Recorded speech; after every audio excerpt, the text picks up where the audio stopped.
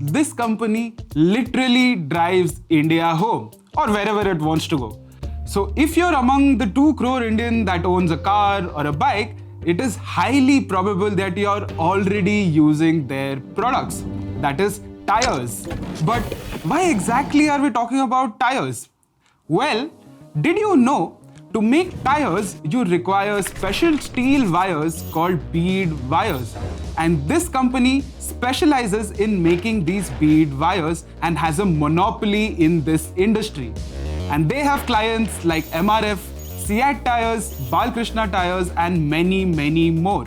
But which brand are we talking about exactly? Well, let us talk about this hidden gem in this video.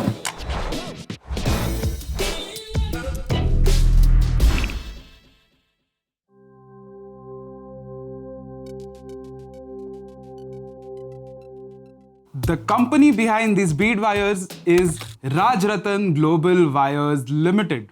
And they make bead wires for commercial aircrafts, 4-wheelers and 2-wheelers. And they have a market cap of around 3100 crores right now. And the fascinating thing is, they do not do this just in India.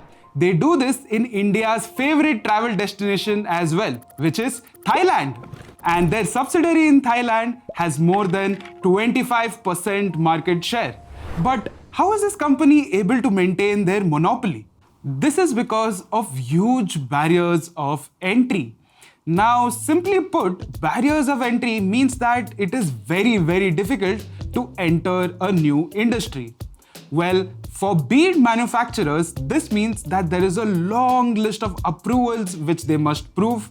Then there is a long list of quality control checks which they must do.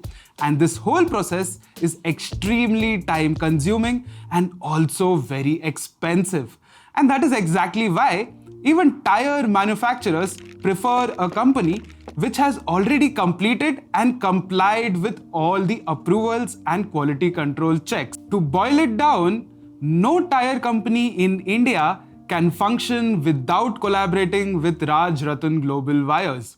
Similarly, we cannot operate without your love and support. So go hit that like button and also please subscribe to our amazing channel. So if the company has such a solid monopoly, it must have great growth numbers as well, right? So let's take a look at the financials of this company now. And let's start by taking a look at the profit and loss statement. You can clearly see that post-COVID, the earnings have really shot up. Now, this is because of something called pent-up demand. To understand this better, let us use the example of the Hulk and Bruce Banner. Well, you see, when Bruce Banner gets a little bit frustrated, he doesn't turn into the Hulk directly. But as he keeps getting frustrated again and again, at some point, he breaks open and becomes the Hulk. And that is because of pent-up frustration. And this similar things happens in the economy with demand as well. You see, in 2020, a lot of people might have decided to buy new cars, new bikes and new vehicles. But because of the lockdown and the pandemic, they had to postpone their plans to next year. And that is contributing to the pent-up demand. Not just that, take your attention to the operating margins as well. The operating margins of this company is also increasing every single year. Now, this is against the backdrop of inflation and other companies facing margin pressure due to inflation. And this company is still managing to increase their operating margins. Now, because the earnings have increased and because the operating margin is increasing as well, the EPS of the company or the earnings per share of the company is also increasing at a massive rate. You can clearly see that the EPS was 5.25 in 2019 and today it has become 24.29. This means the EPS has jumped over 5 times in just 3 years. All this indirectly is increasing the ROCE of the company as well, which is the return on capital employed. As you can see, the return on capital employed of this company was around 18% in the year 2019. And today, it is over 40%. Now, let's try to look at the balance sheet to understand the borrowings and reserves position of the company. As you can see in the borrowings part, the company has managed to control the borrowings in a very, very nice manner, and they're not allowing the borrowings to increase too much. But at the same time, if you take a look at the reserves of the company, it is increasing every single year.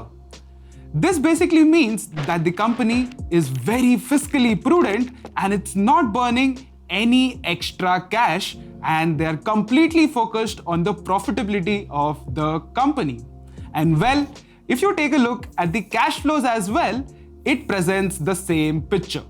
And as you can see, the cash flow from operations is increasing every single year as well. Now, if you don't understand things like PE ratio, ROCE, cash flows, then do not worry about it. On LearnApp, we have a course called Financial Ratios by Mr. I.V. Subramaniam, who is the CEO of Quantum Advisors. And the first lesson of the course is completely free. So go watch that lesson by using the link in the description below. Now let's get back to the cash flows. If the cash flows are so well, and you can see the dividend yield of the company is also very, very low at 0.28%. That means all the cash that is coming to the company is going to be used for the growth and expansion of the company. That means all in all, the company is financially healthy. However, there is a word of caution for you guys. As you can see in the price chart given here, that the price of the company was around rupees 60 in 2020, but now it is more than rupees 600. This means the company has given over 10x returns in just 2 to 3 years. Now, assuming the returns are very high, this means that the future growth of the company might be already priced in. So, if you want to trade this stock, well, you should do it with an understanding of technical analysis. So, I hope that you learned something new about the tire industry today, and I also hope that you liked the hidden gem in this video. So, let us know in the comments below if you have any hidden gems as well. And remember, we do read your comments. So with this, I will meet you in the next video.